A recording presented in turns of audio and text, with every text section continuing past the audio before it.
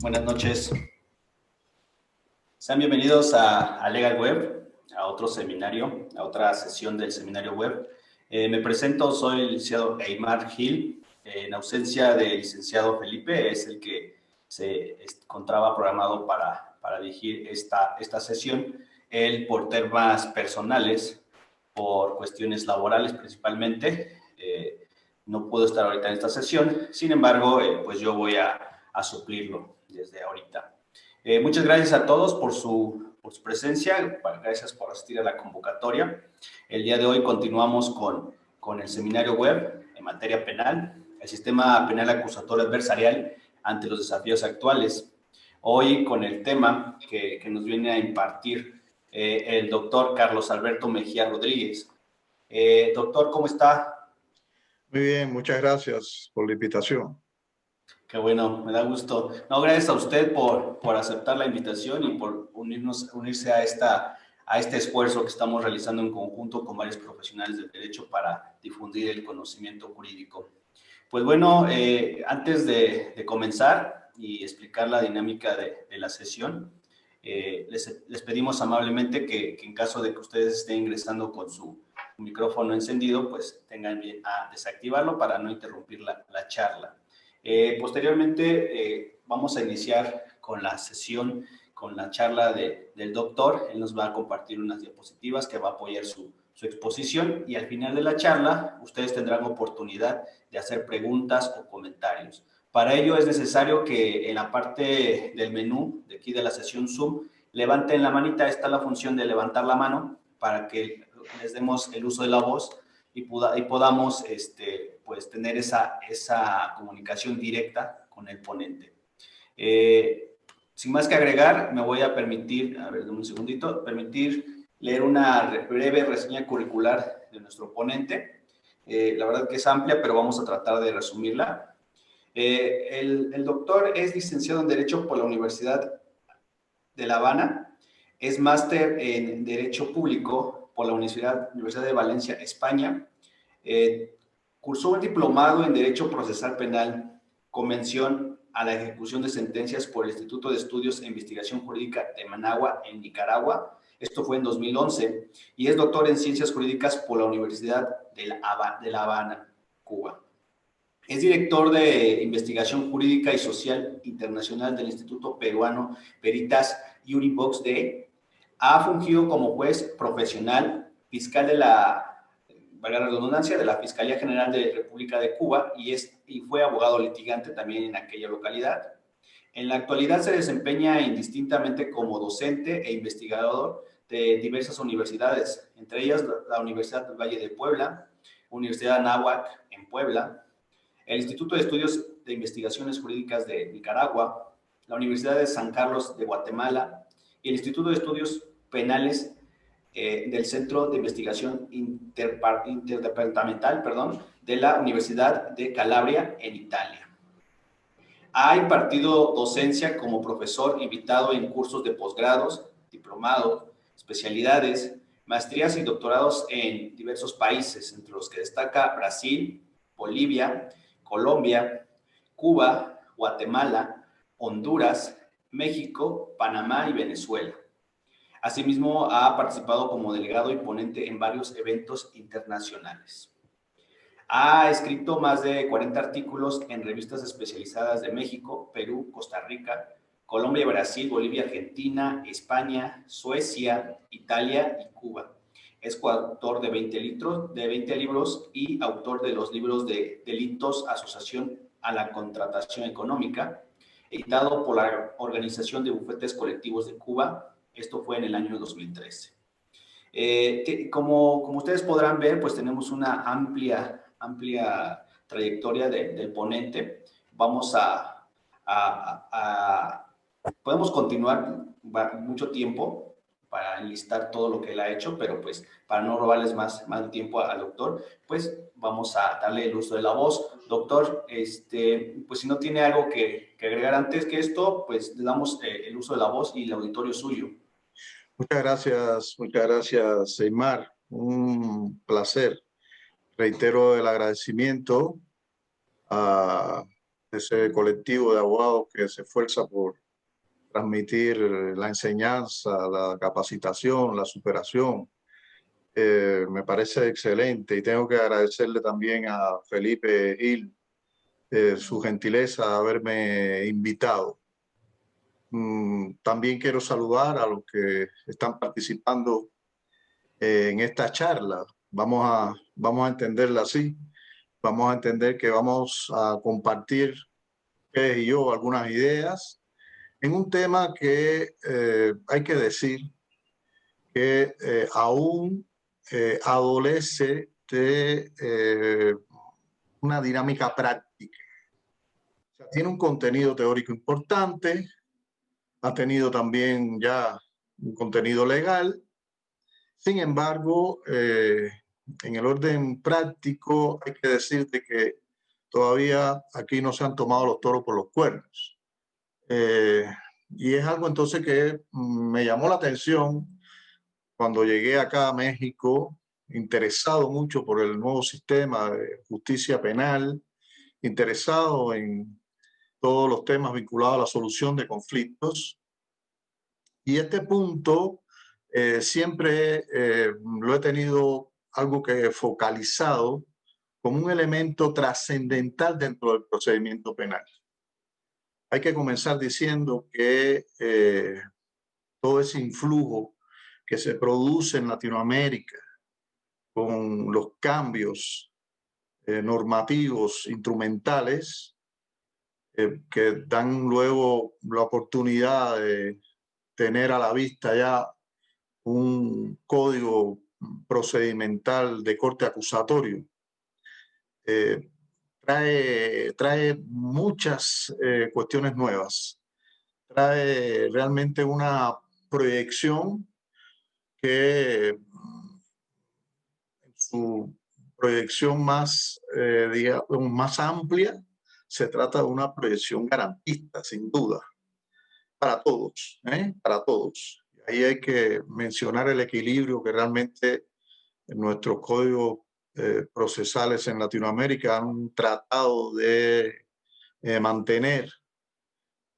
Pero sin embargo, este punto de la nulidad o la anulabilidad del proceso no apareció nunca antes. En el sistema inquisitivo no se podía hablar ni siquiera del tema. Esta fue una de las razones, desde mi criterio, que hizo fortalecer mucho más los juicios de amparo en toda la región.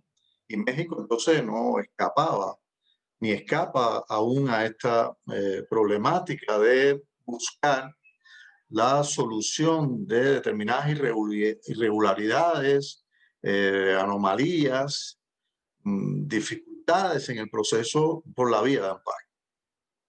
Entonces, repito, el tema me llamó mucho la atención, tema para los penalistas que no era muy común, más bien su enfoque en el ámbito del derecho estaba más vinculado al ámbito del derecho civil.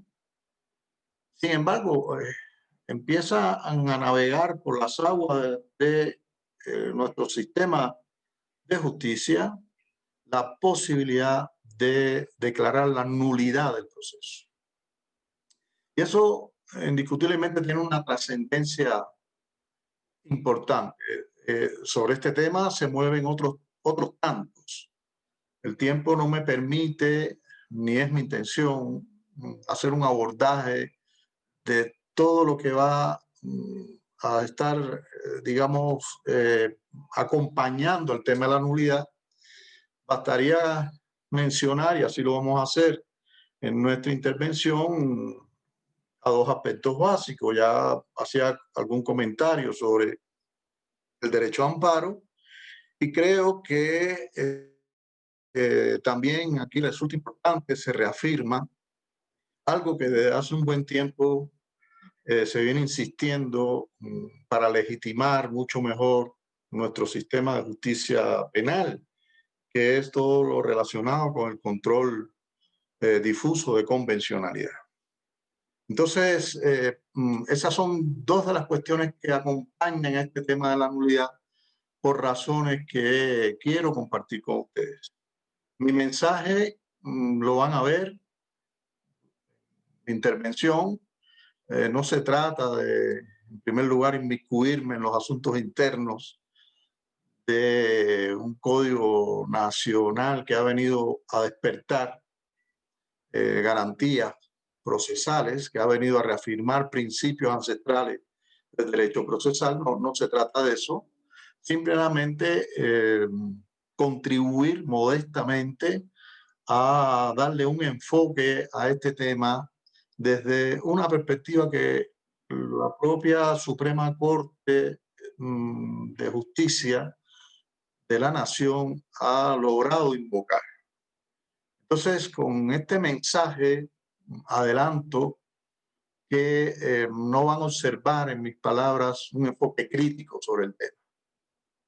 Bueno, la crítica puede ser positiva, la crítica puede ser negativa, pero la crítica negativa no, en grado sumo no va a estar presente. Siempre hay fisuras, siempre hay algún elemento que señalar.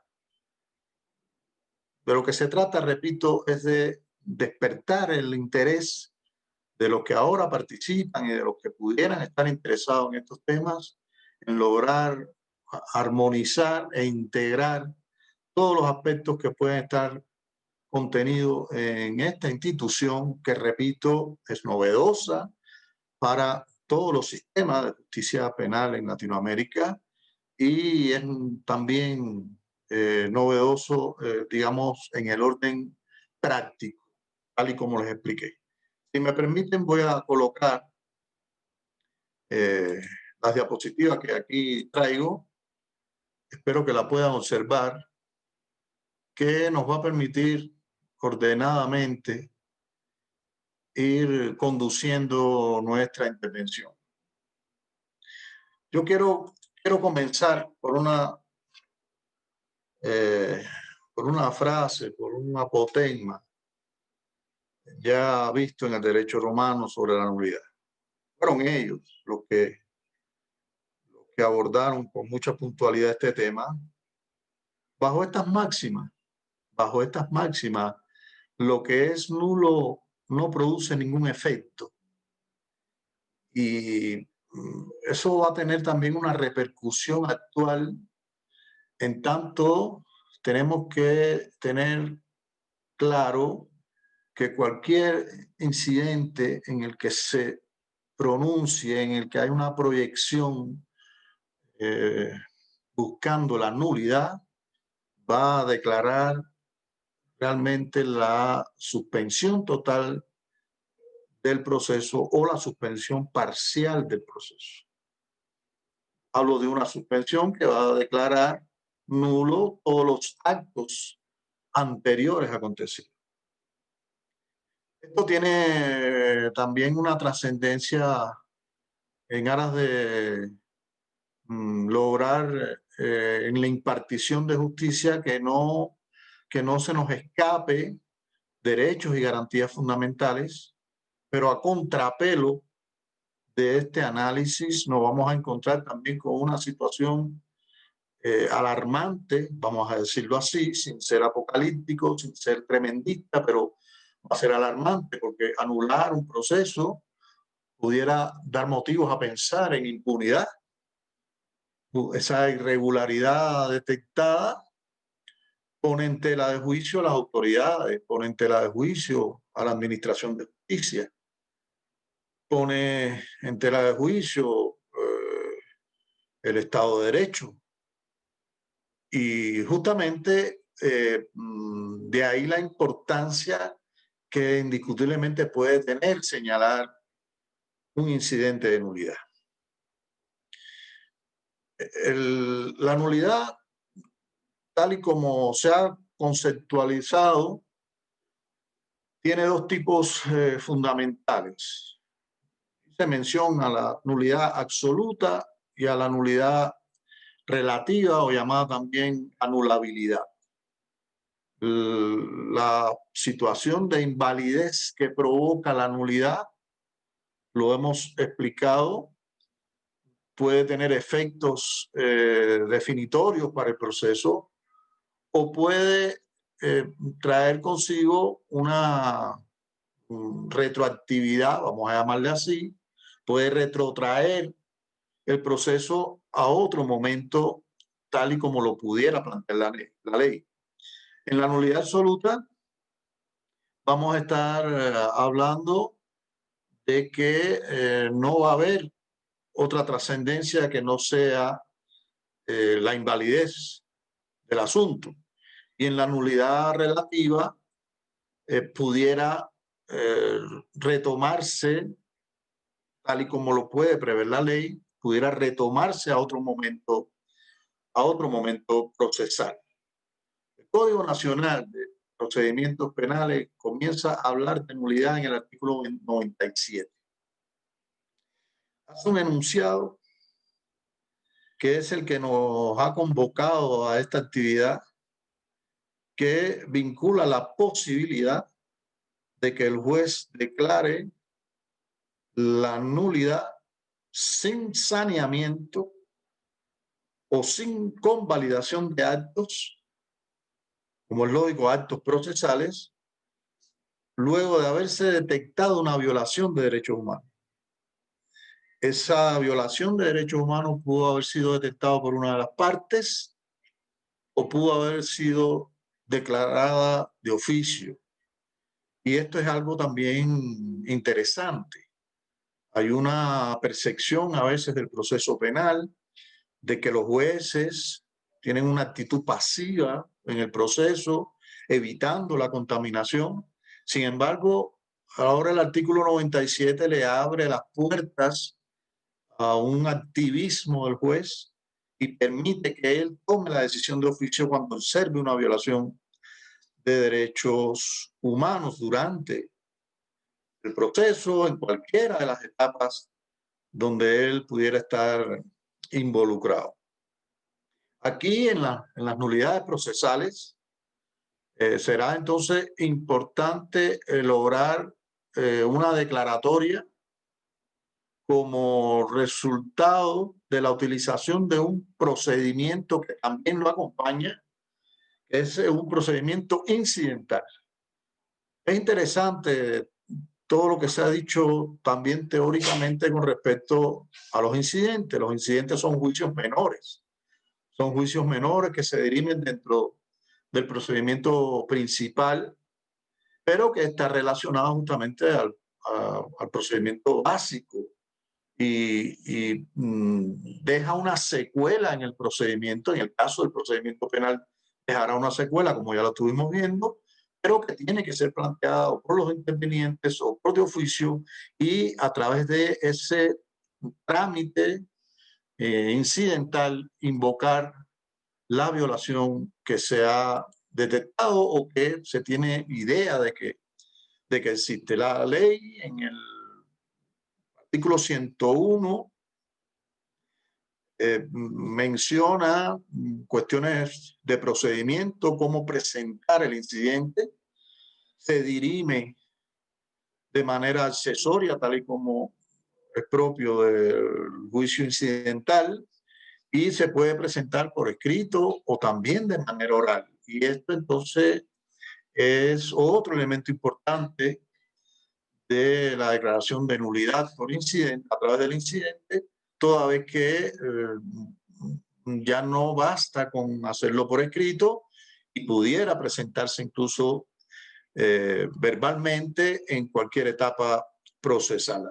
Ese momento procesal en que puede presentarse el incidente estaría su solución o a cargo del juez de control o a cargo del juez de enjuiciamiento. Hay una aclaración que hace el artículo 101 que limita la actuación del juez de enjuiciamiento y plantea que este sí no podrá intervenir sobre actos que pudieran ser declarados nulos y que devienen de etapas anteriores, como son las etapas previas al juicio. Y entonces también es una situación que alerta es una situación que alerta justamente porque si las partes, con el derecho que se les otorga de poder plantear el incidente de nulidad, no lo hacen en las etapas iniciales, ya para el juez de enjuiciamiento, alguna violación procedimental o, digamos, de algún aspecto trascendental vinculante a los derechos humanos en etapa inicial, va a ser bien difícil que pueda resolverse. Entonces, aquí hay una cuestión también de utilizar el momento procesal oportuno y las partes tendrán que estar alertas sobre eso y recurrir cuando realmente el acto se determine violatorio de derechos fundamentales o de derechos humanos, como ahorita vamos a explicar. Ahora, tenemos aquí también la vía del juicio de amparo. Yo decía que una de las relaciones que se van a encontrar con este tema de la nulidad es justamente su relación con el juicio de amparo. No voy a emitir criterios sobre el juicio de amparo. Desde mis primeras visitas a México, por allá por los años 96, quedé convencido de la importancia que tenía esta institución, del papel que jugaba en un Estado democrático, social y de derecho, y por lo tanto es una institución que tiene que tener más vigencia, tiene que cobrar mucha más vida y tiene que servir justamente a sus efectos para lo que fue concebido. Sin embargo, observo ahora algunos límites al juicio de amparo.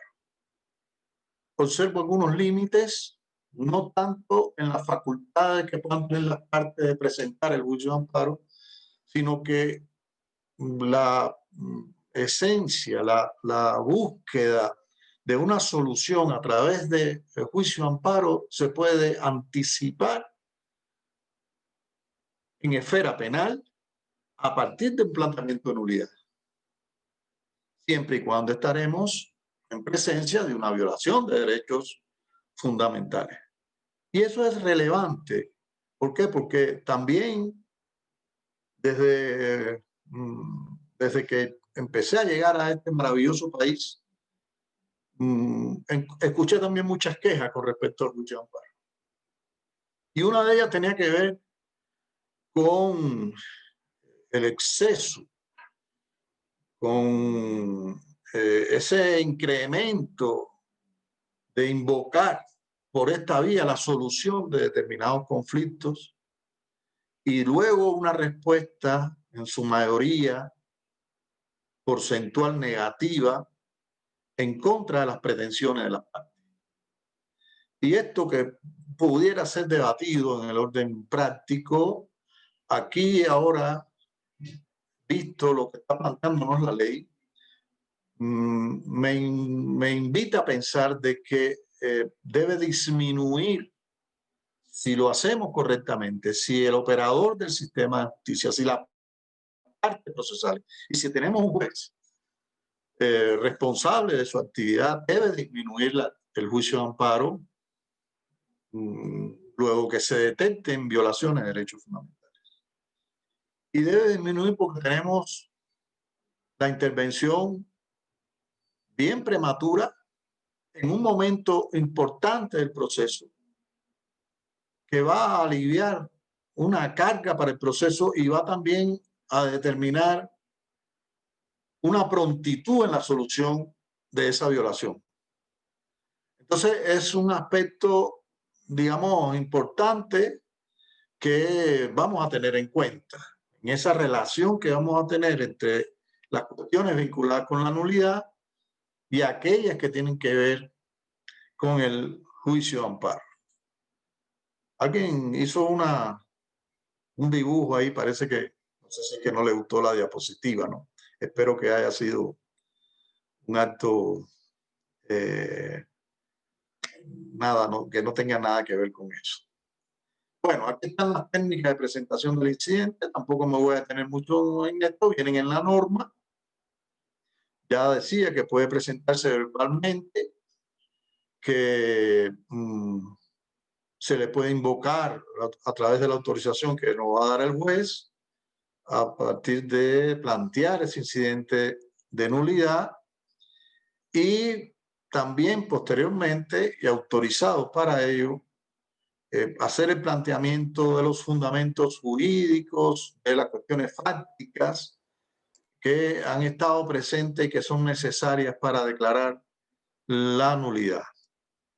Es subrayado que no se debe olvidar exponer el perjuicio o la violación de derechos que ocasiona el acto y señalar los datos de prueba que obran en la carpeta de investigación que permiten establecerlo en ese momento procesal. Ya llegado el acto de juicio, tendrá que plantearse en ese estado. Ahora, el artículo 97, yo les decía que es el que nos enuncia todo lo relativo a la nulidad o anulabilidad de los actos. En el primero y en el segundo párrafo se explicita este aspecto, en el primero por violación de derechos humanos y en el segundo por un error en el procedimiento. Por un error en el procedimiento que tenga una trascendencia sin duda para la garantía, los principios, los derechos procesales. Y aquí yo tengo la impresión que si nos ubicamos en el elemento teórico que acompaña la nulidad, habrá que pensar que los actos que se enuncian en el primer párrafo deben declarar una nulidad absoluta. Sin embargo, los actos ejecutados con respecto a formalidades del segundo párrafo en determinados casos pudiera dar lugar a una nulidad relativa. Las razones de que sea así tiene que ver justamente con la naturaleza de la violación que se ha originado. Ahora, llama la atención también que el juzgador, que las partes tendrán que relacionar las cuestiones fácticas, como aquí decíamos, o las cuestiones jurídicas que están presentes en el asunto, tendrán que, incluso aquellas que tienen que ver con el tema a probar, y decía entonces que todo esto guarda también una relación con los derechos humanos. Toda la concepción teórica de los derechos humanos es bien conocida, ha sido bien abordada, y aquí está entonces un breve enunciado que focaliza los límites para determinar la violación de los derechos humanos. Como es lógico, la Declaración Universal, el Pacto Internacional de Derechos Civiles y Políticos y la Convención Americana de Derechos Humanos. Pero la pregunta sería entonces la siguiente: ¿cómo lograr identificar la violación de derechos humanos en base a estas normas convencionales, otras tantas que pueden aparecer en los cuerpos iuri? ¿Cómo relacionarla para invocar una nulidad?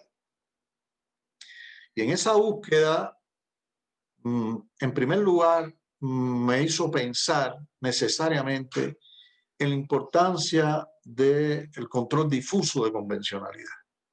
Ese papel que se le ha otorgado a los jueces mexicanos de no solo atender la norma interna, sino también atender a la norma internacional, atender también a los pactos, tratados, convenciones de los que México ha sido parte.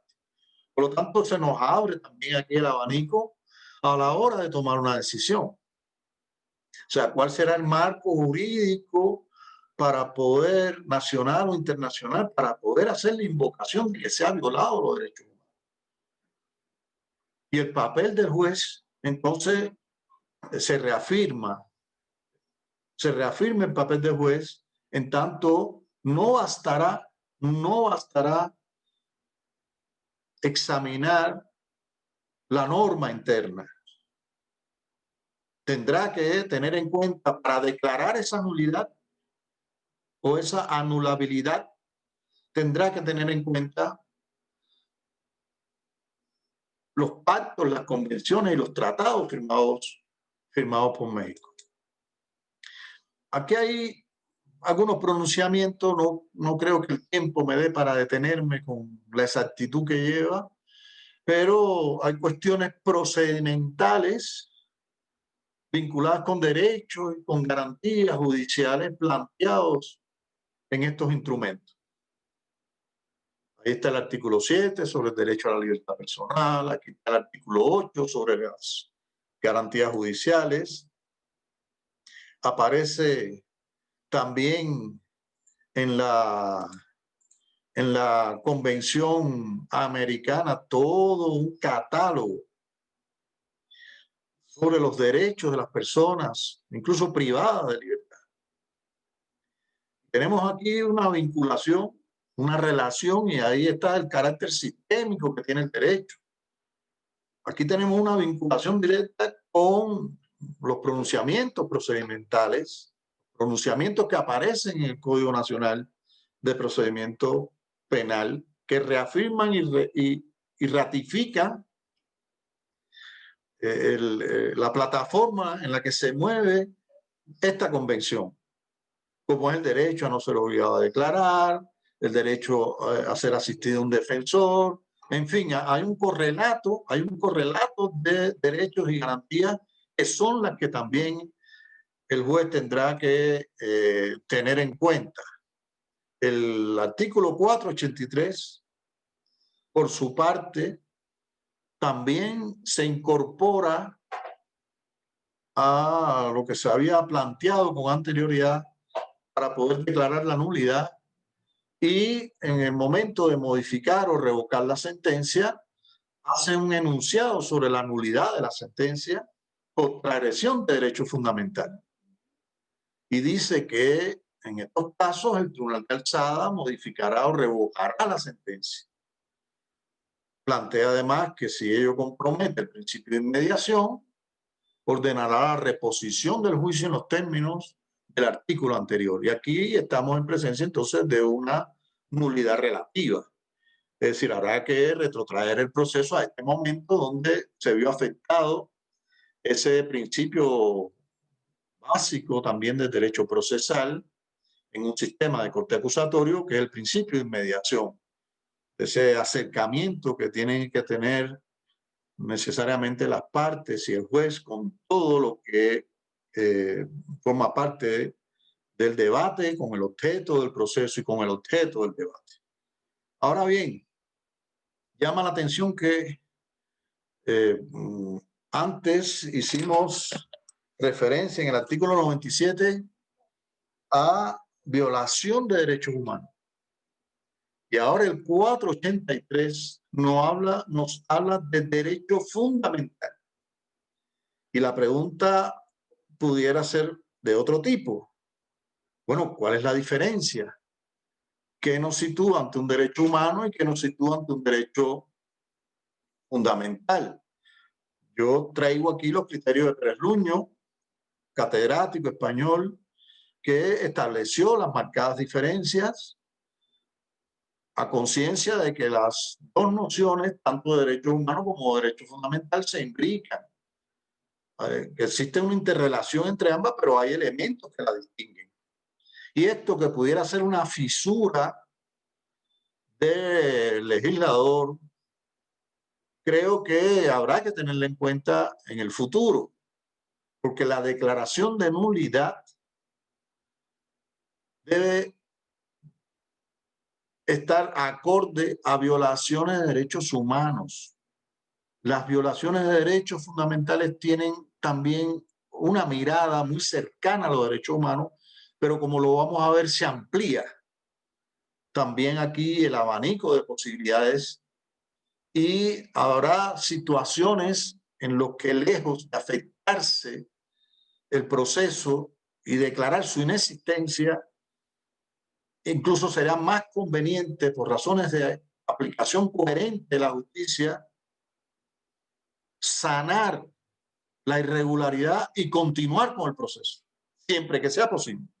Siempre que sea posible. Y al final estaré refiriéndome a esto, pero es una situación que la ha provocado el propio Código Nacional cuando en un momento se refirió a derechos humanos y ahora nos habla en este artículo 483 de derechos fundamentales.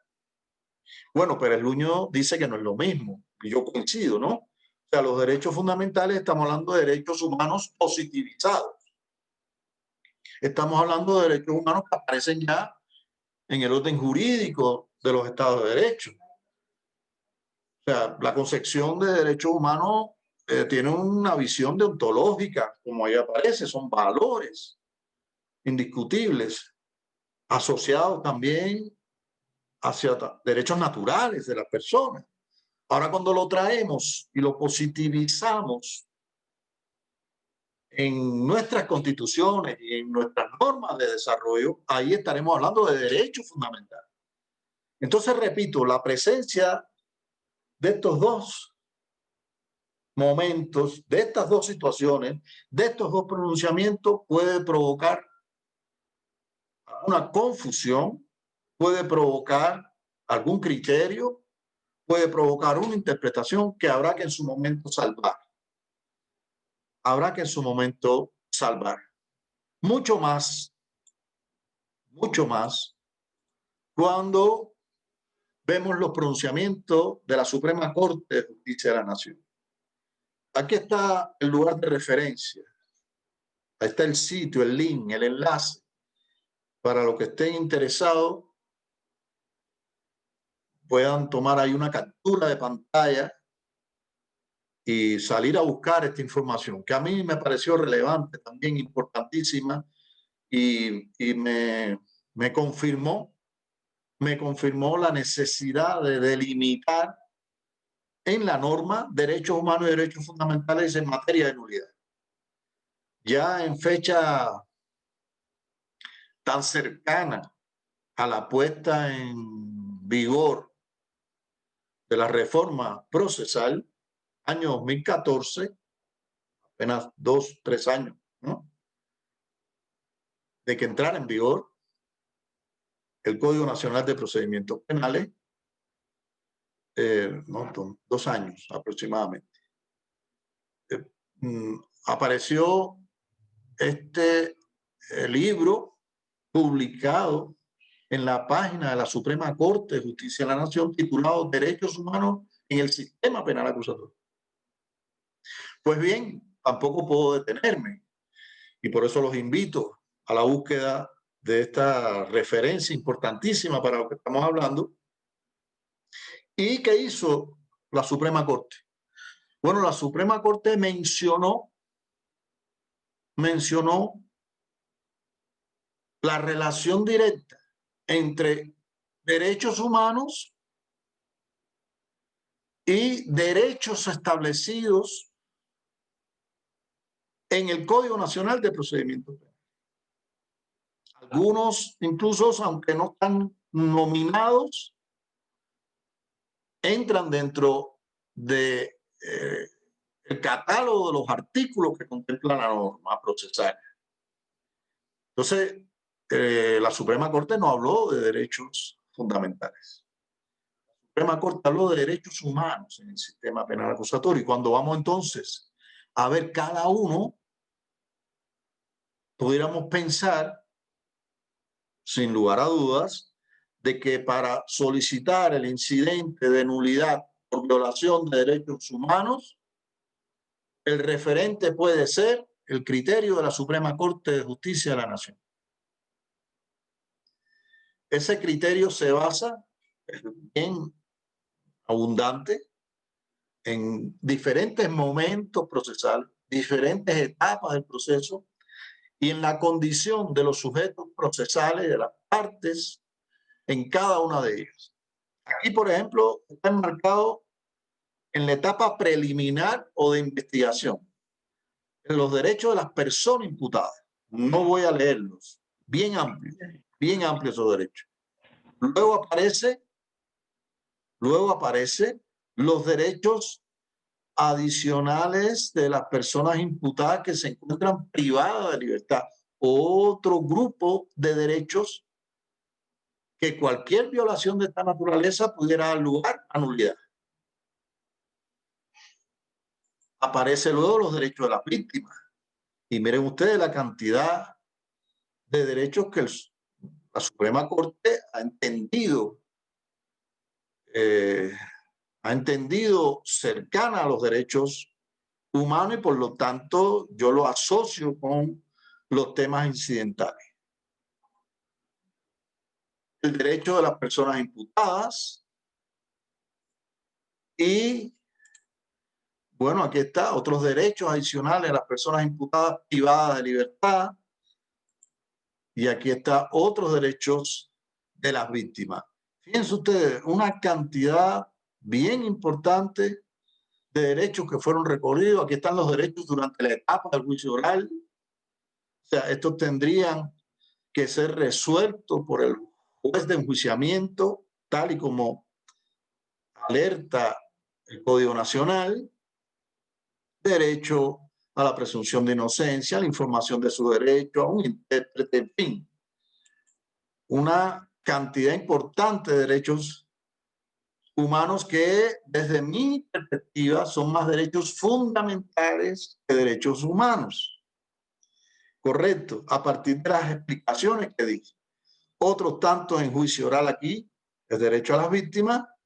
Y entonces, la necesidad de estudiar este aspecto, ha sido también fundamentada desde hace un buen tiempo por la doctrina anglosajona y también por la doctrina germano-romana. Yo voy a hacer referencia a ambos. Y aquí entonces la discusión un poco que pudiera exacerbarse. Incluso los organizadores de este maravilloso encuentro hablan de un sistema de justicia adversarial y acusatorio. Yo soy más dado a hablar solo del sistema acusatorio, no adversarial, no inclinarme por un pensamiento jurídico procesal anglosajón, que es propio del adversarial, aún y cuando hay puntos comunes. Pero me agrada más hablar, aunque entiendo cuando se habla del adversarial, pero me agrada mucho más hablar del sistema acusatorio. La doctrina anglosajona habló del fruto del árbol envenenado. Y ahí está la referencia de hace un buen tiempo por un asunto, un allanamiento y un registro realizado por agentes del gobierno de los Estados Unidos en un caso que determinó que hubiera un pronunciamiento en base a la cuarta enmienda de la Constitución norteamericana declarando la nulidad de todo el proceso, justamente por advertir que el registro, que la entrada al local donde se encontraba el allanamiento a las oficinas de este señor había sido un acto ilícito. Significaba entonces que la prueba ilícita para el sistema anglosajón anula. No pasa así en el sistema germano-romano.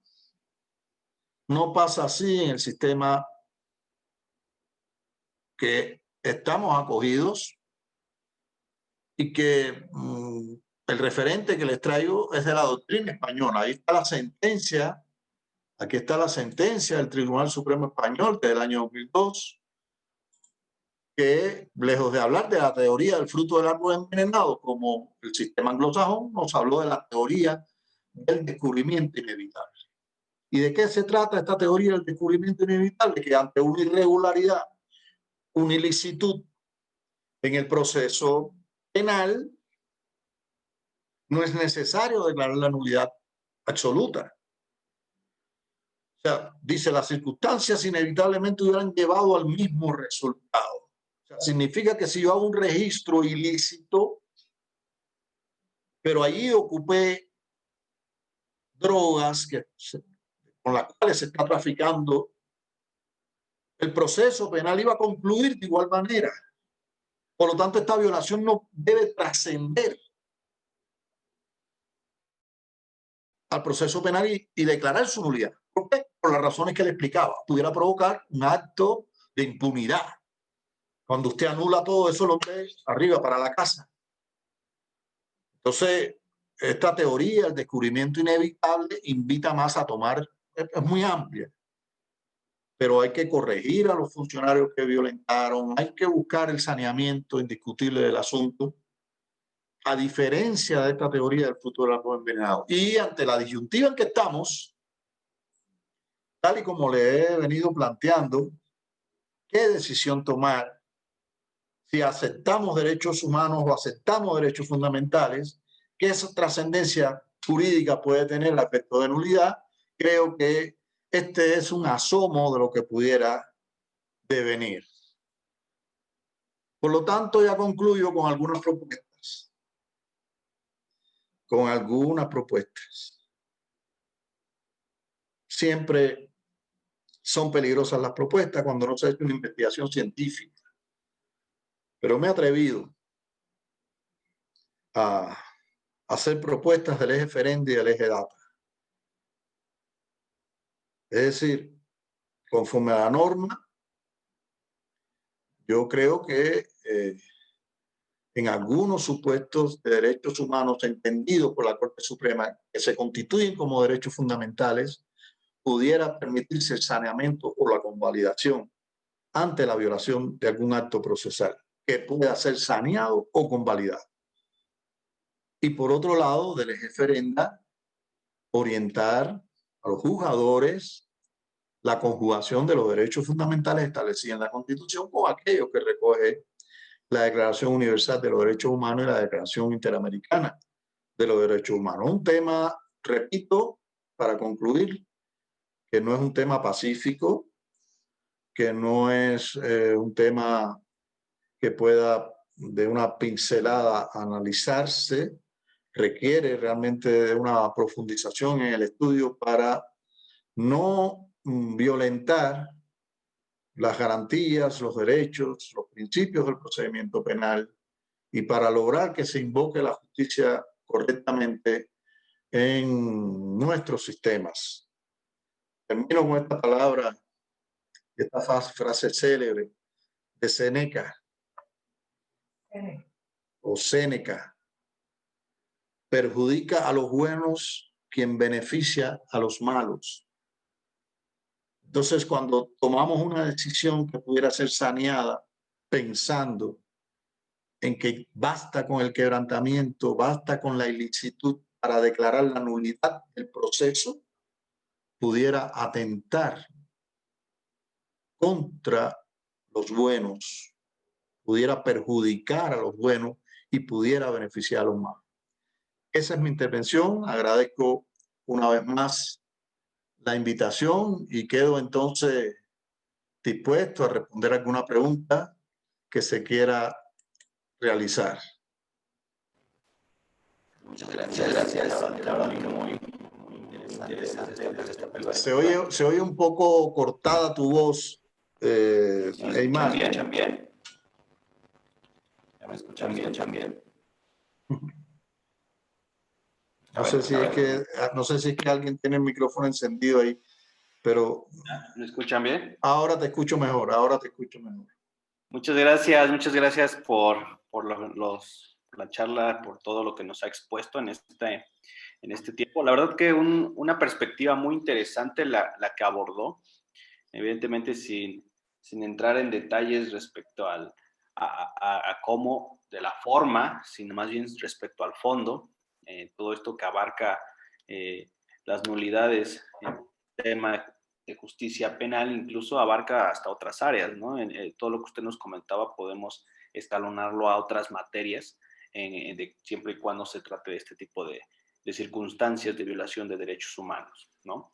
Pues los participantes, no sé si alguien tenga alguna duda, alguna pregunta, con toda confianza puede alzar la mano para darles el uso de la palabra.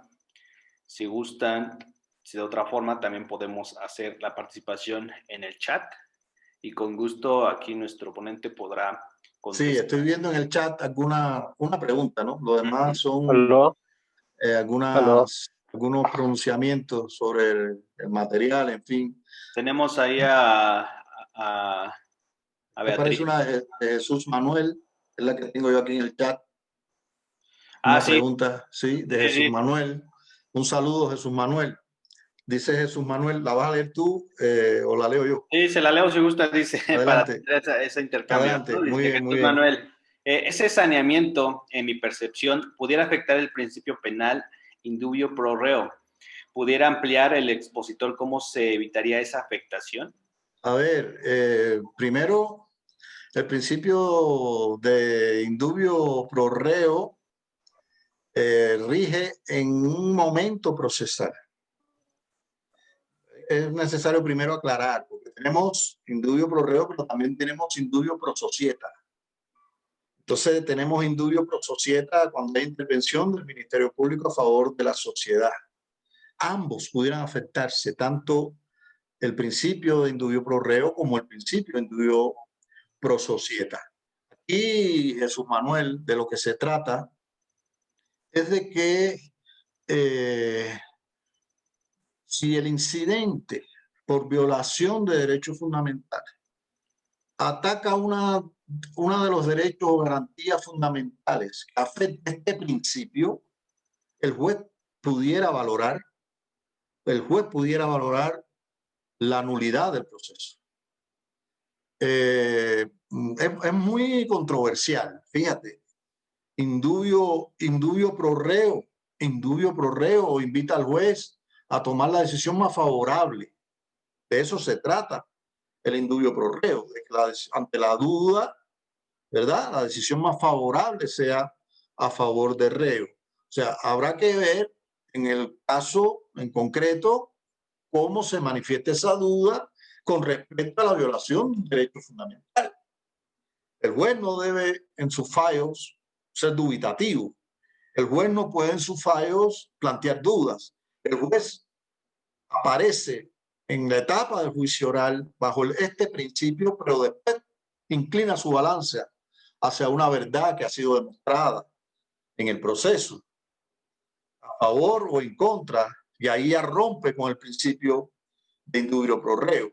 Pero de lo que se trata aquí, repito, es de evaluar cuando estamos en presencia de un derecho humano, de la violación de un derecho humano que afecta a algunos de estos principios, que afecta a algunas de estas garantías. Y entonces, si trasciende, desde mi perspectiva, si trasciende, yo creo que debe declararse la nulidad. Debe declararse la nulidad. Estamos hablando de que hay también otros supuestos donde, como dicen los españoles, el proceso puede continuar. El proceso puede continuar y se puede sanear el asunto. Y vuelvo a colocar el mismo ejemplo que coloqué con el sistema anglosajón. Si usted quebrantó el domicilio, incumplió, todo eso llevaría consigo una respuesta jurídico-penal para los culpables de esa violación. Pero eso es algo distinto a tomar la decisión de anular el proceso y de que el hecho quede impune. Ya bastante tenemos con la impunidad por otras razones de averiguaciones a las que ahora se le pudieran sumar o se le están sumando también desde algún tiempo, no solo en México, en todas partes de Latinoamérica, violaciones en el proceder de la policía, del Ministerio Público. Entonces, el espíritu del legislador es muy sano. El espíritu del legislador efectivamente va buscando que no se quebranten estos derechos. Sin embargo, ¿dónde están las consecuencias? Aquí hay un tema de ponderación de derechos que hay que también analizar y estudiar en el orden constitucional y analizarlo también en el ámbito de los derechos humanos, porque el tema de la ponderación es un asunto que está muy ligado también a evaluar cuando un derecho está por encima de otro. Y entonces, en ese análisis, el juez, esa es la importancia de que tengamos jueces difusos, ¿verdad? Que tengan una perspectiva de derechos humanos, pero conforme a la teoría de los derechos humanos, no conforme nada más a que se ha quebrantado, sino también hay todo un planteamiento teórico sobre el cumplimiento de los derechos humanos y un grupo de instrumentos sobre los derechos humanos que hay que conocer. Entonces, es la vieja disputa, por ejemplo, entre la libertad de expresión y los derechos a la intimidad personal. Entonces, ¿cuál prevalece?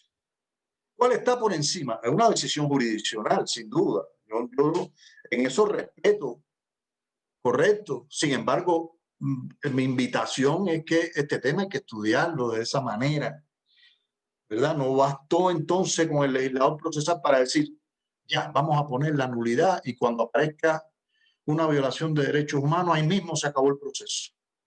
No me parece que ese tampoco sea el espíritu. Si lo transmitió así, creo que habrá que seguir profundizando para buscar, en base a todas estas ideas que he tratado de compartir con ustedes, una solución más clara, ¿no? Pero muchas gracias, Jesús Manuel. Muchas gracias. Tenemos a Luis Francisco González. Francisco nos dice primeramente, felicidades por la exposición.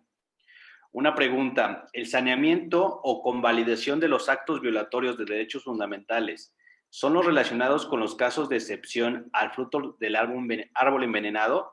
¿Sea descubrimiento inevitable, por ejemplo? ¿O cuál sería un ejemplo de saneamiento que propone? No, la propuesta no las hace el profesor, no las hago yo. Las propuestas tienen que venir en ley. O sea, la norma tiene que decirme qué actos pueden ser saneados y cuáles no. Correcto. Cuando el acto pueda ser saneado, ahí estaremos a lo mejor en presencia de una nulidad relativa. Correcto. Digamos, hay actos en etapa inicial que pudieran ser saneados. El tema de sanear el acto es rectificar sobre el acto, volver al estado, al momento en que se produjo, o buscar otra vía de solución, porque ahí es donde a veces nos detenemos, ¿no? Fíjate, son dos procedimientos, el incidental y el procedimiento ordinario. Se conjugan los dos, pero uno va por un lado y otro va por el otro.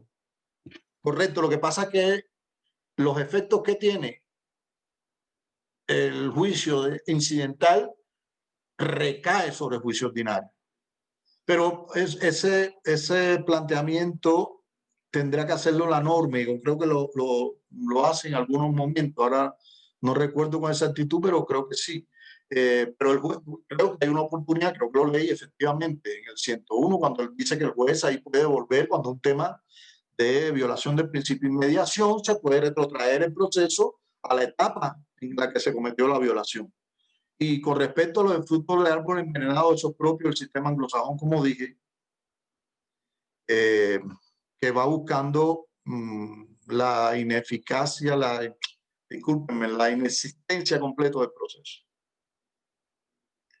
Aquí, por ejemplo, doctor, digo, para un poquito abundando en este punto, digo, yo entendería, o déjeme si lo entendí bien, podríamos determinar como el fondo y la forma, entendiendo fondo como evidentemente los derechos fundamentales, derechos humanos, ya sea de fuente internacional o evidentemente constitucional, y forma como meramente procesales, ¿no? Correcto, Entonces, correcto. cuando hablamos de forma, hablamos de elementos procesales que son saneables. Muy bien. Porque tal vez se puede retrotraer el procedimiento, pero únicamente para esas circunstancias que no va a afectar el todo, sino únicamente una parte, por ejemplo. Sí, pero hay asuntos, discúlpame, pero hay asuntos del procedimiento que por el principio de preclusión no pueden retrotraerse.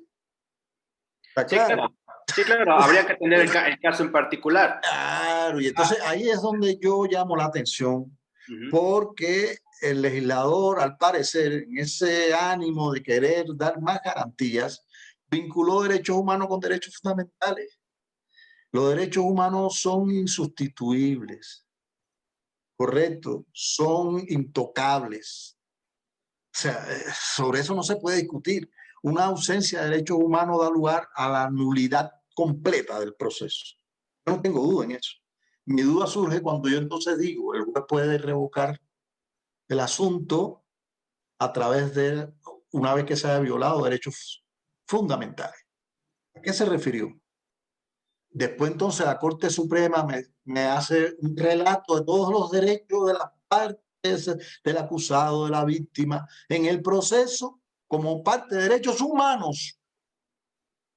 ¿Me explico, Eymar? Es decir, sí. La ley ahí fue lamentablemente, hay una dicotomía. se produce ahí una visión que no fue coherente. A lo mejor los que redactaron aquella parte pensaron de una manera y los que redactaron de esta otra lo vieron de esa. Por eso hay que armonizar la norma para evitar esos conflictos de interpretación. Claro. Sí, sí, sí, sí. Oiga, abundando en este tema, nos vuelve a comentar Luis Francisco, creo que la norma permite el saneamiento o convalidación de actos irregulares o Sí, ilegales, pero no ilícitos, que son los violadores de derechos humanos. Al menos así lo entiendo. sí, es ¿Tu claro, postura sería claro. diferente? No lo acabo de decir. Ante violación de derechos humanos no hay otra cosa que la nulidad. Eso no se puede sanear. Eso se logra su saneamiento allá en la Corte Interamericana. Es la única que puede un poco hacer el pronunciamiento. Pues bueno. Bueno, pues yo creo que ya más o menos abundamos en este tema. Sí, Eymar, discúlpame, Sí, porque adelante. hay un colega aquí, Luis Lema, que plantea un tema que da para otra conferencia, que es hablar del amparo en México, porque él está del Ecuador. Ah, tienes razón, sí, sí, sí, Tú sí. que eres un especialista, me parece que tú que eres un especialista en amparo, pudieras quizás abordar mejor que yo todo el tema del amparo directo, el amparo indirecto y todo esto que se habla, ¿no? Un tema bien complicado. Le pido disculpas a Luis Lema, pero o sea, hablar Sí. del amparo es toda una institución acá en México, ¿no? Sí, es todo el mundo, sobre todo porque el amparo como para América Latina pues fue como la aportación mexicana, ¿no? Claro, sí, sí, efectivamente. Y sí, eso es un punto muy, muy importante. Tiene usted razón, doctor. Digo, vamos a leer el comentario para abundar en esta, si no le quitamos mucho su tiempo, doctor. No, vamos bien. Perfecto. Luis Lema nos dice, buenas noches, felicidades por la exposición. Le saludo desde Ecuador. ¿Me podría explicar un poco sobre el juicio de amparo? Acá de 2008 tenemos una nueva constitución y creo que ahora se llama acción de protección, lo que antes era un juicio de amparo constitucional. Gracias. Ok, bueno, yo aquí evidentemente tenemos una persona que pues no está radicando en México, es un sistema pues diverso, nos comenta que es de Ecuador. Sin embargo, no sé si nos podría comentar algo al respecto, doctor. No, creo que el tema es bastante amplio. Quien mejor puede hablar de juicio de amparo son los mexicanos. Eh, Fíjate, Sí, aquí en México te tenemos. estoy pasando la pelota porque no quiero cometer error. Ustedes tienen la práctica, que es muy Sí, importante, ¿no?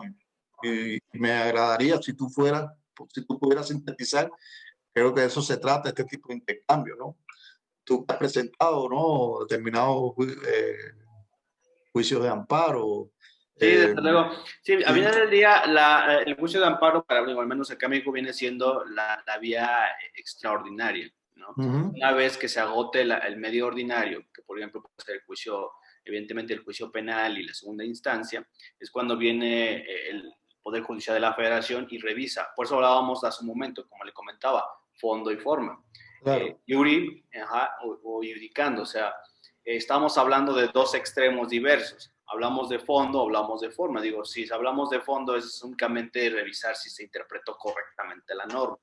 Si hablamos de forma, tendríamos que revisar, o mejor dicho, el colegiado determinará si se respetaron las reglas del procedimiento, que en conjunto tenemos es la garantía del debido proceso, ¿no? Que correcto. en su caso, haber no sido respetado, pues evidentemente se podría actualizar de estos supuestos de nulidades parciales o en su caso a veces puede pasar que son absolutas, ¿no? Esto es en la vía de amparo. El sistema penal pues tiene algo particular, o mejor dicho, la materia penal tiene algo particular que aparece la suplencia de la queja, atendiendo evidentemente al debido, bueno, al recurso efectivo, se le conoce como un recurso, derecho humano al recurso efectivo, que viene siendo nuestro juicio de amparo.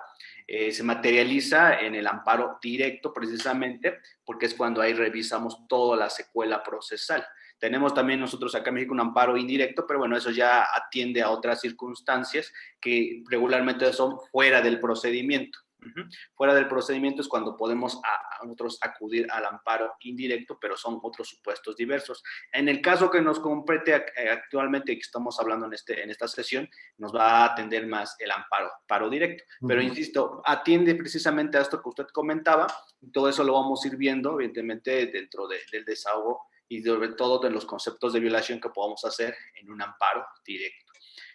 Digo, más o menos es grosso modo eso es lo que podemos hablar del amparo. Sin embargo, evidentemente, el compañero que nos escribe, pues nos habla de otro país, desconocemos, sinceramente yo desconozco esta situación que nos comenta, nos tocará documentarnos para traerlo a otra charla, ¿no? Al respecto, digo, tenemos otro comentario. No, ya no tenemos No, ya. comentario. No sé si quiera abundar algo más. Dice Luis Lema que si el amparo es el recurso extraordinario de protección, es que no dominamos la norma ecuatoriana, ¿no? Pero al final se trata también de una vía de protección de derechos fundamentales y derechos humanos. Sí, desde luego, sí, desde luego, pero sí es forma extraordinaria. Claro, no entra dentro del mismo hilo de los medios de impugnación, va fuera de esos ámbitos. De hecho muchos, existe una, ¿cómo podríamos decirlo?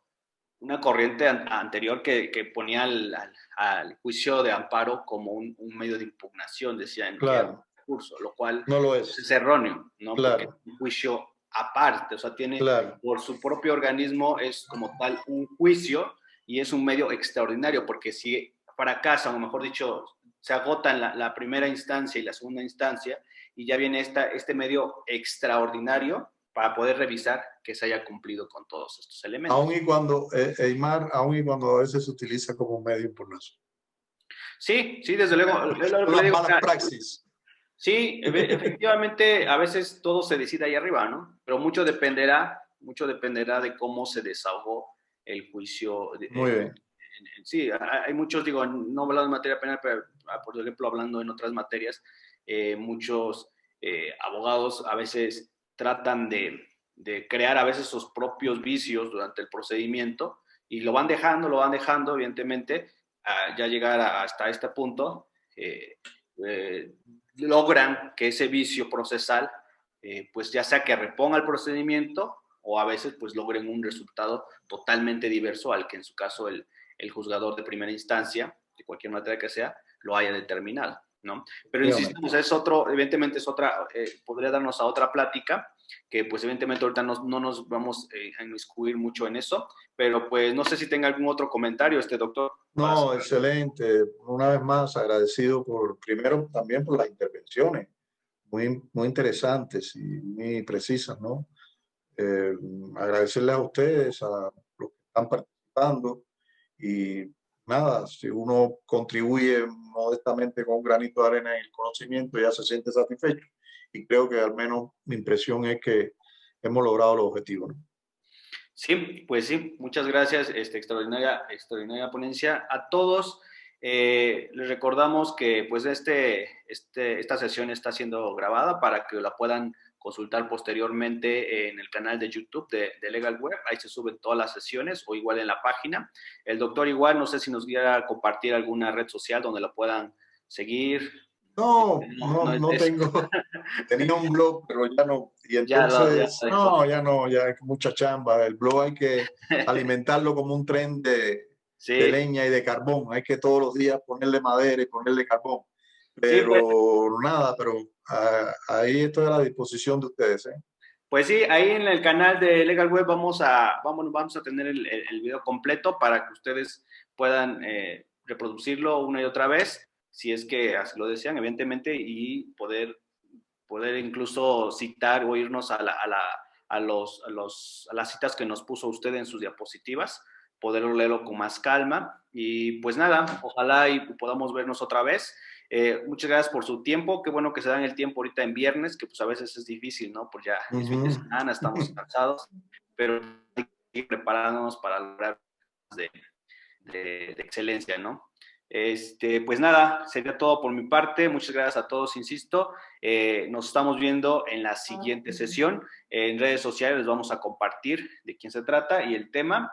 Y pues no viendo más que agregar, nos vemos en la próxima. Muchas gracias a todos. Muchas gracias a todos. Muchas gracias a todos. Que esté muy bien. Hasta luego. Hasta luego. Muchas gracias, doctor, por su explicación. Gracias. Muchas gracias a ustedes. Hasta luego.